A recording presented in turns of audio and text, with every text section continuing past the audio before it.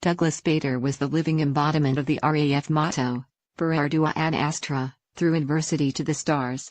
He lost both his legs in a catastrophic pre-war flying accident and was told he would never walk, or fly, again. Donning artificial legs, he fought to overcome his handicap.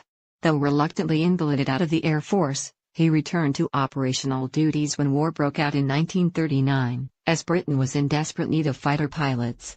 A domineering, dogmatic swashbuckler of a man, he became one of the RAF's most famous characters, leading his squadrons in the Battle of Britain, devising new tactics that enabled the Luftwaffe to be beaten back, and encouraging the nation with his never-say-die attitude. This was exemplified when, in August 1941, he was shot down over occupied France.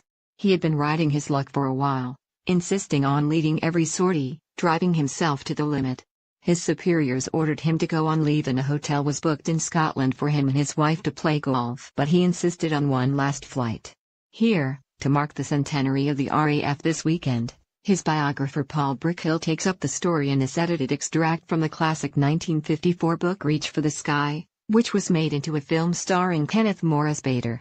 With a high sun and patches of low cloud at 4,000 feet beneath a clear vaulting sky, it looked to Wing Commander Douglas Bader like a good day for a fight. But from the start everything went wrong. First, there was a messy takeoff from RAF Tangier and Seuss. Then one of his 3 squadrons went astray somewhere over the channel and he refused to break radio silence to call them. The speed indicator on his Spitfire also packed up, which wasn't helpful. He led the squadrons to 30,000 feet and, as they crossed the French coast just south of Le Touquet, he saw a dozen Messerschmitt 109s dead ahead and about 2,000 feet below. They were flying 4 abreast and not looking behind. They were sitting ducks. Bader said tersely into his mask, "Dog's buddy," his call sign, from his initials, DB, attacking. Plenty for all. Take 'em as they come. He plunged down at the leading 4, picked the second from the left and closed startlingly fast. Too fast. He'd badly misjudged. He was going to ram. At the last moment he brutally jerked stick and rudder and his Spitfire flashed past into the depths below. Angry with himself for his error of judgment, he flattened out at 24,000 feet and found himself alone, which could be deadly in this dangerous sky. Better climb fast again to join the rest of the pack. But before he could do so, he was surprised to see 6 more Messerschmitts ahead, line astern, noses pointing the other way. More sitting ducks. He knew he should leave them. Repeatedly he drummed it into his pilots never to try things on their own. But temptation swept discretion aside. He sneaked up behind and from 100 yards squirted a burst of gunfire at the back marker. A thin blade of flame licked out behind it before it flared up like a huge match being struck. The other Germans flew placidly on. They must have been blind. He aimed at another Messerschmitt, 150 yards in front, and gave him a 3-second burst. Bits flew off it and then it gushed volumes of white smoke as its nose dropped. Instantly, 2 enemy fighters were turning towards him, and, crazily elated as though he had just pulled off a smash-and-grab raid, he wheeled violently in their direction, intending to pass between them. As he roared by them, something hit him. He felt the impact. It was as if his Spitfire was being held by the tail, pulled out of his hands and slewed round. It lurched suddenly and then pointed straight down. He pulled back on the stick, but it fell inertly into his stomach like a broken neck. The airplane was in a steep downward spiral. He looked behind and was shocked and terrified to see that the whole of his plane behind the cockpit was missing. Fuselage, tail and fin were all gone. Sheared off. One of the Messerschmitts must have run into him and sliced it off with its propeller. He knew it had happened but, even as the altimeter was unwinding fast from 24,000 feet, he hoped desperately and foolishly that he was wrong. Reality kicked in with a sharp gush of panic. Christ. Get out. Get out. He tore his mask off and yanked the escape lever over his head. The hood ripped away and screaming noise battered at him. He gripped the rim of the cockpit to pull himself up, wondering if he had the strength to get himself out without any thrust from his helpless legs. He struggled madly to get his head above the windscreen and suddenly felt he was being sucked out as the tearing wind caught him. Top half out. He was free. But no. The rigid foot of his right leg was hooked fast on something in the plane and holding him in. The broken Spitfire, dragging him by the leg, plunged down and spun and battered him, the wind clawing at his flesh and cringing sightless eyeballs as it picked up speed to 400 miles per hour, then 500 miles per hour it went on, hurtling downwards, and all he could do was perch there, trapped in midair, timeless, widthless, helpless, doomed. Suddenly he felt the steel and leather of his artificial legs snap. In a flash, the brain cleared and he pulled the ripcord of his parachute, hearing a crack as it opened. And then he was floating. High above, the sky was still blue, and right at his feet lay a veil of cloud. He sank into it. That was the cloud at 4,000 feet cutting it fine. Seconds later he saw the earth, green and dappled, below him. Something flapped in his face, his right trouser leg, split along the seam. Underneath gleamed the white skin of his stump. The right leg had gone. How lucky, he thought, to have detachable ones. Otherwise he would have died a few seconds ago in the burning wreck of his cockpit. He heard engine noises and turned in the harness. A Messerschmitt was flying straight at him, but the pilot did not shoot. He turned and roared by, 50 yards away. Grass and cornfields were lifting gently to meet him, stalks of corn and fences. Two peasants in blue smocks leaned against a gate looking up and he felt absurdly self-conscious. A woman carrying a pail in each hand stopped in a lane and stared up. He thought, I must look comic with only one leg. The earth suddenly rose up fiercely and he hit the ground, feeling nothing except some ribs buckle when a knee hit his chest and his consciousness snapped. He came to with 3 German soldiers bending over him, taking off his harness and life jacket. No one spoke. They picked him up and carried him to a car in a lane, where he lay in dazing quiescence as he was driven away. They came to a grey stone building in the town of Saint-Omer in northern France. The soldiers carried him up some steps and along a corridor and laid him on a padded casualty table. A doctor in a white coat stared at the empty trouser leg before realizing it was an old injury, not a new one from the crash. He was amazed. He'd never come across a one-legged pilot before. Then he eased off Bader's trousers and froze for a second time, staring transfixed at the leather and metal that encased the stump of the left leg. He looked once more at Bader, back at the 2 stumps and again at Bader, and said in a voice of sober discovery, "We have heard about you." His left leg was unbuckled and taken away, a nightshirt was rolled over his head and he was dumped in a bed like a sack of potatoes. He fell asleep and woke in darkness wondering where he was. Then he knew and sank into misery, black, deep and full of awareness. He remembered he had a date to go dancing with Thelma, his wife, that night and longed to see her, feeling lonely and helpless without legs among enemies. Back at base in England, there was stunned disbelief when Dog's body did not return from the sortie. No one had seen him go down. He had vanished after the first dive and did not answer when they called him. In the air, the other pilots had been chilled by the absence of his familiar rasping banter. Now, back on the ground, as the realization sank in, a gloomy hush seemed to fall over the place. The news that he'd gone missing was broken to Thelma, with the hopeful prediction that, he's indestructible. Probably a prisoner. Meanwhile, over in France, Bader had visitors at his bedside, 2 young Luftwaffe pilots, curious to see this warrior with no legs. They told him, of course it would never be allowed in Germany. He asked for the wreckage of his plane to be searched in case his lost right leg was still there and, failing that, for a message to go to England for a replacement to be sent. It was agreed. Later, an officer returned, clicked his heels, saluted Bader and said, "Herr Wing Commander, we have found your leg." It was covered in mud, with a broken piece of leather still hanging from it. Bader unpeeled the sock and saw that the foot was bent away from the ankle and the instep smashed in. Turning on all his charm, he said, "Do you think your chaps at the aerodrome could repair this for me?" They took it away and brought it back the next day, cleaned and polished and with the foot now pointing firmly in the right direction. The body belt and straps which held it in place were beautifully repaired with good quality leather. A dent in the shin and another in the knee had been carefully hammered out. Bader was impressed and rather touched as he strapped both legs on, eased off the bed, feeling unsteady for a moment, and went stumping round the room, a ludicrous figure with the shoe-clad metal legs sticking out from underneath the nightshirt. Beaming with pleasure, the Germans left. Bader lurched over to the window and looked thoughtfully at the ground 3 floors and 40 feet below. To the left of the grass courtyard he could see the gates of the hospital, open and unguarded. His thoughts immediately turned to escape. By now he'd been put in a ward with a handful of other injured Spitfire pilots who'd fallen into German hands. The routine, they told him, was that, as soon as any of them could walk, they were taken away and transferred to a POW camp in Germany. If he stood any chance of getting away, it had to be soon. Working in the hospital was a French girl named Lucille whose sympathies, he gathered, lay with the British. In his schoolboy French, he asked for her help and she whispered back that she could put him in touch with agents Anglais living in the area. When she came back on duty the next day she smiled and slipped a note into his hand. It read, We wish to help a friend of France. Someone will be waiting outside the hospital gates every night from midnight until 2 a.m. He will be smoking a cigarette. But how the hell to get out of the hospital? No good just walking down the corridors and stairs. The guards would frog march him back and he would lose his legs again. As he pondered this problem, there were two events that demonstrated Bader's fame even here among his enemies. First, the Germans told him that the British were indeed sending him a spare leg, and Field Marshal Hermann Göring himself, head of the Luftwaffe, had approved it being dropped by plane.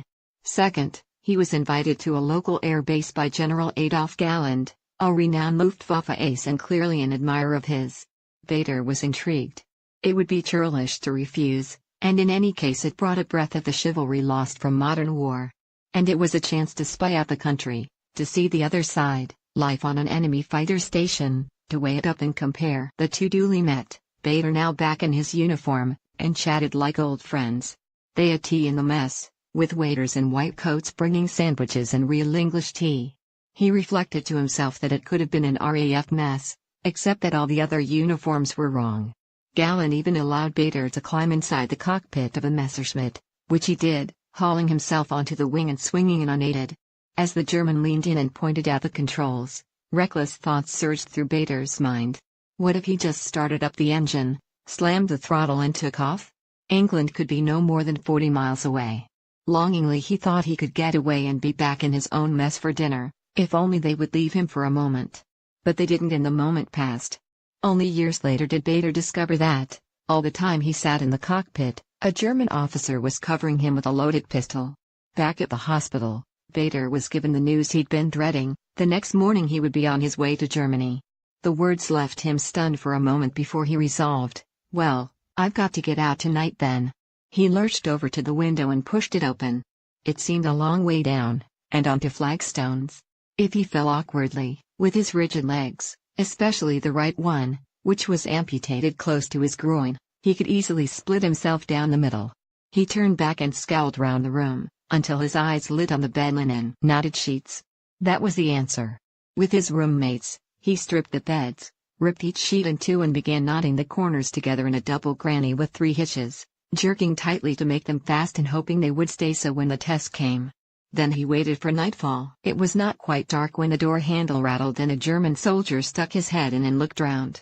Beneath his blankets, Bader could not breathe.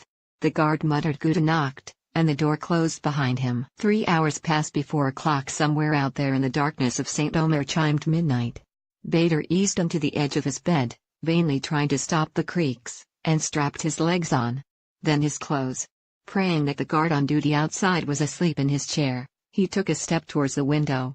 His right leg squeaked and thumped with a terrifying noise. At the window he quietly pushed it open and leaned out. With one end of the sheet rope tied to a bed, he lowered it out, hoping desperately that it was long enough, but could not tell if it reached the ground. He leaned his chest on the windowsill and tried to winkle his legs out sideways. They seemed fantastically clumsy, more than ever before, huge, disjointed and swollen. Sweating, he took a hand off the rope to grab his right shin and bend the knee. Then, somehow, he was through, legs dangling, hands clutching the rope on the windowsill. He started easing himself down, hand under hand, reached the ledge and took a breather, then eased himself off and went on down. Very gently his feet touched the flagstones. Piece of cake, he thought, cursing the noise from his legs as he headed to the gates. They were closed, so he forced a gap between them, just a foot or so, and squeezed through. He made it, stepping out onto the cobbles of the road. On the other side, he saw the glowing end of a cigarette. A dark shadow whispered urgently, "Douglas?" in a strong French accent. "Oui," he replied, and the two of them moved off through the town, the clatter of his steel legs echoing into the darkness. They walked for 40 minutes, Bader limping, his right stump chafing badly. The leg had rubbed the skin off his groin and every step was searing agony. Stumbling and exhausted, he hung onto the Frenchman's shoulders until he was virtually being carried piggyback. Eventually, they reached a gate in a wall, went up a garden path and into a little, low-ceilinged room with flowered wallpaper, and a tin oil lamp on the table. An old man and a woman in a black shawl got up from chairs and the woman put her arms round him and kissed him. She led him upstairs into a room with a huge double bed. He flopped on it, unstrapped his legs with enormous relief and sank into a gloriously soft feather bed, thinking, "That's Fox the Bloody Hun." I'll be seeing Thelma in a couple of days. The next morning he woke refreshed, though his stump was raw and blood-stained and terribly sore. No help for it. Just have to bear the pain. Done it before. He strapped his legs on and went wincingly downstairs for a breakfast of bread and jam. Madame had been out and returned with news that les Boches, convinced he could not walk far, were hunting for him around the hospital, but not here. He was none the less afraid for them. If the Germans came and found him, he would be sent to a prison camp, but his hosts were liable to be shot. He should leave them and hide somewhere else, he told them. They wouldn't think of it. The Germans would never find him here, they insisted. That evening, their son-in-law would come and they would make a plan to get him to the resistance. At noon he heard the familiar drone of Spitfires and Hurricanes overhead and went out into the walled back garden to look up at the trails in the sky. Soon he'd be back up there too, he thought. He sat twiddling his thumbs as the day dragged on and he waited for the son-in-law to arrive. Suddenly, there came a sudden, terrifying banging on the front door and a chill swept through him. The old man jumped as though he had been shot, whispered les Boches, grabbed Bader's arm and together they stumbled into the garden, moving as fast as the legs would let him. Against a wall stood a rough shed of galvanized iron nailed on posts. Bader lay down inside and the old man piled straw and baskets on top of him before hurrying back into the house. Within a minute he heard voices and the tramp of jackboots by the back door. The boots clumped along the path and into the shed. He heard baskets being kicked about. The straw over him started moving with a loud rustle. Miraculously the footsteps retreated, diminishing down the garden path. Elation filled him. But now the boots were coming back up the path. Suddenly they clumped again into the shed, then stopped about a yard from his head. There was a strange metallic clang, a movement in the hay and he saw a bayonet flash down an inch from his nose and stab through the wrist of his battle-dress jacket to hit the stone floor. He guessed that the next stroke would go into his neck or back. Bader jerked up on his hands, heaving out of the hay like a monster rising from the sea, straw cascading off his back. A young German soldier, bayonet poised, leapt back in shock and stared pop-eyed, yelling for help. Boots pounded and more German soldiers clattered round him in a semicircle. Slowly he raised his hands. A sergeant ran up and covered him with a pistol as he stood there, feeling like King Lear, with straw in his hair and all over his battle dress. Looking pleased and quite friendly, the sergeant said in perfect English, "Ah, Wing Commander, we have caught you again." He stumped out of the shed and back into the cottage. The old man and woman were standing there and he stiffly walked past them, showing no sign of recognition. He told the sergeant, "Those people did not know I was in their garden. I came in last night through the gate in the wall." His attempt to exonerate them did not work. They were arrested, along with Lucille, and sentenced to death. But this was commuted to prison in Germany, from which all three eventually returned home. He was driven to headquarters in Saint-Omer, where a German officer questioned him and got no answers. Then into a room where he was surprised and delighted to see the box containing his spare right leg. They explained, smiling, that it had been parachuted that very afternoon in a long wooden box from a British bomber, and took his photograph standing by it. Then, to his annoyance, they refused to give it to him. Instead, they sat him on a bed as an officer and a soldier stood over him with a pistol and a bayonet, and made him take down his trousers and unstrap his legs. They took them away, all three of them. They were taking no chances with Bader anymore. He was taken by train to Germany, his legs placed out of reach in the overhead rack. Bader spent the rest of the war in prisoner of war camps, but never gave up.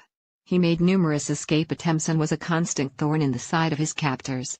Eventually, they locked him up with the other hardened troublemakers and would-be escapers in the virtually impregnable fortress at Colditz, from which he was liberated by the Americans in 1945. From the moment Sir Douglas Bader's plane crashed in 1931, it appeared he would be lucky to live, let alone fly again. While trying low-flying aerobatics, his aircraft crashed when the tip of the left wing touched the ground and both his legs were amputated, one above and one below the knee. But he wouldn't be deterred and managed to rejoin the RAF in 1939 when war broke out, flying Spitfires with 19 Squadron. A hero to most of his men, Bader flew with 222 Squadron ahead of the Dunkirk evacuation.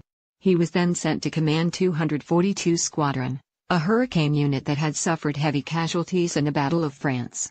In 1941 he was shot down and captured in France. German forces treated Bader with great respect. He lost his prosthetic leg when he bailed out and the Germans allowed a new one to be dropped in by the British. From then came his series of escapes. He tried so many the Germans threatened to take away his legs. Bader escaped from a hospital by tying together a number of sheets but was betrayed by a hospital worker. After the war, the French authorities sentenced the woman informer to 20 years in prison. In 1942 he escaped with 3 others from Stalag Luft III only to be found a few days later. The Germans were so concerned by his attempts they produced a poster describing him and how he walked so the public could spot him if he fled again. Finally he was sent to Colditz, staying there until the end of the war, but he had tried his best to get out before then. It was in a German prison camp in Warburg that the officer, who always made light of his disability and refused to even use a stick, was involved in a mass breakout that predated the break in 1944, immortalized in The Great Escape starring Steve McQueen and Richard Attenborough. His story was also told in Paul Brickel's book Reach for the Sky, 1954, made into a hit film in 1956. After the war, Bader returned to his career in the oil industry. He was knighted in 1976 and died in 1982, aged 72. An extract from Reach for the Sky by Paul Brickel, published by Castle Military at £12.99. To order a copy for £9.74, offer valid to April 7, 2018, visit www.mailshop.co.uk/books or call 0844 571 0640. P&P is free on orders over £15. For a special hardback edition at £39.95, visit www.foliosociety.com.